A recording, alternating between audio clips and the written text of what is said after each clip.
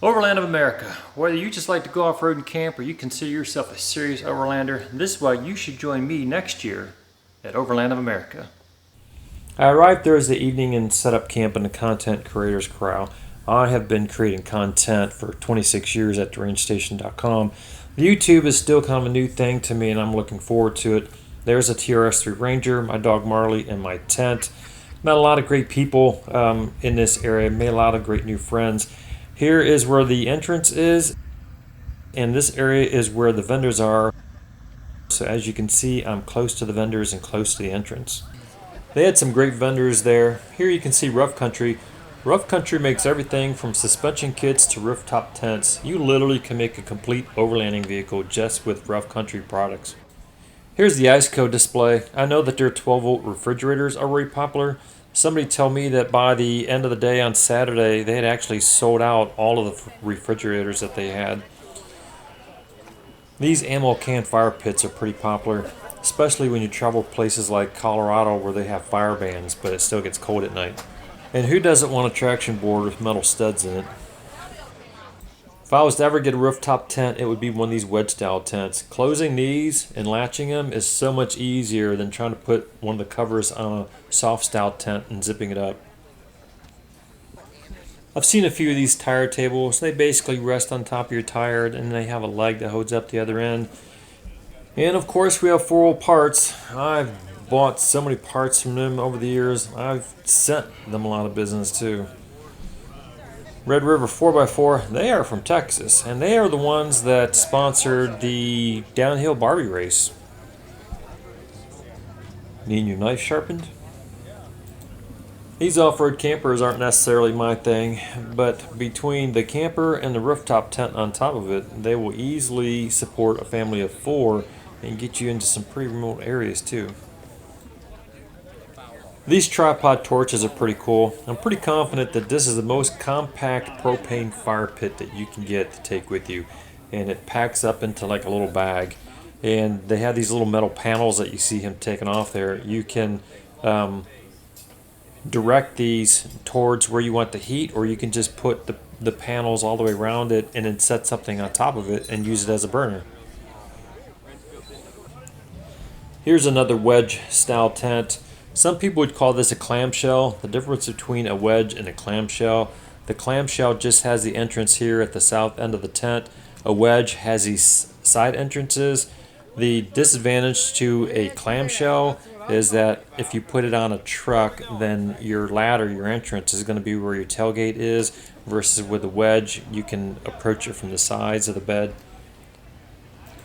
This other tent is a hard-sided tent. Now notice that this opens up sideways, and a clamshell or wedge style tent is only as wide as the base of the tent, but here it opens up like a soft-sided tent, so it actually doubles in its space, and then it all folds back in and then tucks in under that hard cover and then closes and clamps down. So the advantage is this is you don't have the soft shell that you have to cover it and then try to zip it all up. I've mentioned soft shell tents. This is a soft shell tent. This hinges in the middle, so it all folds up together. All that canvas has to get tucked inside of it, and then a cover goes over it, and then you have to zip all that closed. Vice Outfitters is an Oklahoma-based company that makes modular storage systems for trucks. And here you can see where they have one of their systems set up in the back of this Ford Ranger FX4.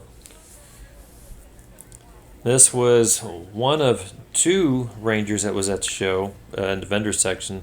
The other one belonged to Mothy Off-Road. I heard several people mention Mamoo's Camp Kitchen. So apparently Mamoo's is a catering service. They've been around for a long time. And then they also make these freeze-dried meals. And all you have to do is add hot water to them and you have an instant meal. And I really need to get one and try it for my neck before I go on my next adventure. One of my future goals for the Ranger is to switch my winch line from steel cable to synthetic winch rope and get rid of my steel shackles, D-rings, and replace them with soft shackles. Not only is it safer, but it cuts down on the weight that I carry. Don't forget to get your t-shirts and ball caps. They were also selling raffle tickets here. So you see the guy right there with the raffle tickets. What they were doing is they were selling it by the wingspan. It was 20 bucks. So you stretch your arms out to the sides and they go from fingertip to fingertip. And however many raffle tickets it takes to fit that span between your arms, that's how many raffle tickets you get for 20 bucks. Overland of America offered a variety of different classes, and here Switchback Outdoor Safety is about to give a class on the high lift jack, and the instructor is talking about how many people have heard these jacks are dangerous. I've heard that. I've even said it myself. High lift tool, the jacks are a great tool if they're used properly and they're maintained. A lot of people don't maintain their jack, and I should have taken this class because I haven't used my jack in quite a while. And my jack I actually need to maintain it. I need to service it to make sure it's functioning properly. So I should have stuck around and paid attention to this. There was a class on Gaia GPS, which I'm a big advocate of Gaia GPS. I use it all the time. You can download massive chunks in one download. So I'm at 45,000 tiles. Let's see if I can get the whole state of New Mexico.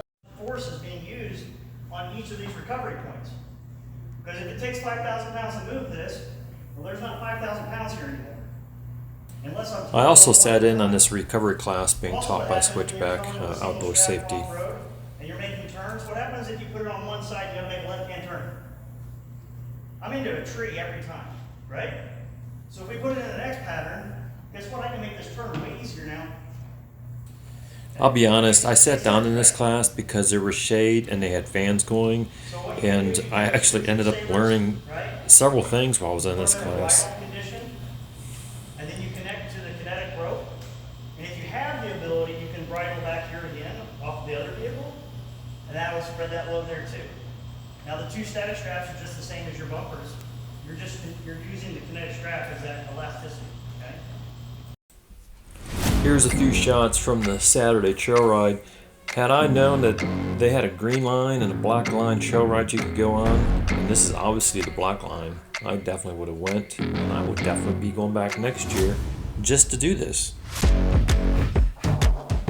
And if you get your rig muddy on that trail ride, they even have these free car washes. I know, it's the simple things. But yep, they have these spray booths. There's no coin machines, there's no nothing. You go in there, you turn it on, you have a car wash. I'm telling you, man, this place just keeps getting better the more I look at it. Here's the swimming pool area. The pool was open all day. You can come in here anytime you want and cool off in the water. You have the two pools right here. You have the waterfall, and then behind that waterfall, you have the lazy floating river, and then just cabanas as far as you can see. Let's take a look and see what they have for camping.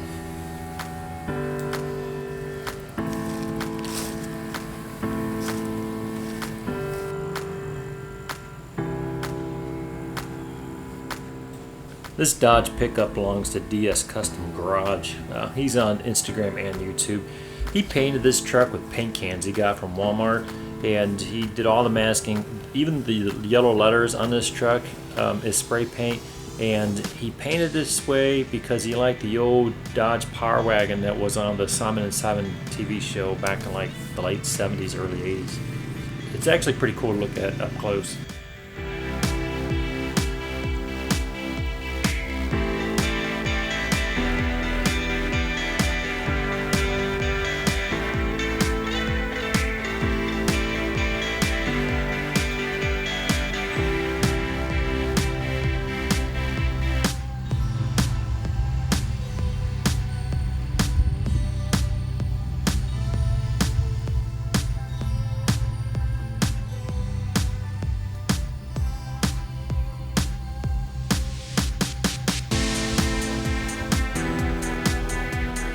The Downhill Barbie race was an awesome time. I'm not going to go into all the details of it or who won, show all the races. I actually have a video on here of just the Barbie races if you want to look at my YouTube account. 1, 2, 3, drop! Woohoo!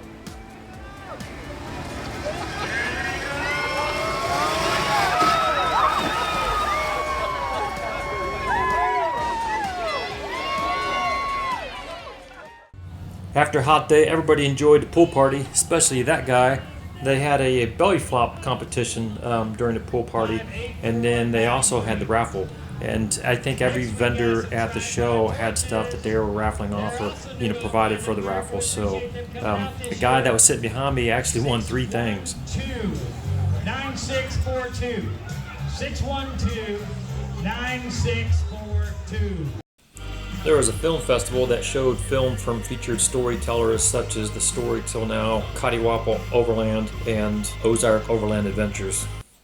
This was a very social gathering, and every night there were after parties in the vendors area. I wanted to ask you if you'd marry him. I even saw a guy ask his girlfriend to marry him. All right, so there you go. I really had a great time at Overland of America. It was different than any other event that I had experienced. I wish I had known that they had a green trail and a black trail. I wish I would have known more what I would have been getting into if I would have gone on this trail ride. I mean, I'm already waiting to go next year. I mean, think about this. Saturday I could go on a trail ride that's going to be fairly hardcore if I want to. There's a pool I can swim in. There's a place where I can wash my truck. There's showers. I can take a shower and get cleaned up there. I can camp there. There's food there. There's entertainment there. There's people. There's parties. I mean, why would you not want to go? I mean, it's like a dream weekend in a dream facility. So last year there were 3 rangers there. There was my ranger in the content creator section. There were 2 rangers over in the vendors section. I couldn't find any out in the camping area, but next year we needed to double that. So that means we need 3 more rangers so we can at least have 6, but I know we can do better than that. And I'm already thinking of 2 rangers that should be there. One's a first-gen blue ranger in Oklahoma, you know who you are, and the other one's a red ranger that goes to overlanding events over in Missouri. You know who you are too. And I'm calling you guys out. I want to see you at Overland of America next year. And I want more than just that. I want to show people that you don't have to have a Jeep or a Tacoma, to go camping off-road. Let's show them what the ranger community's made of.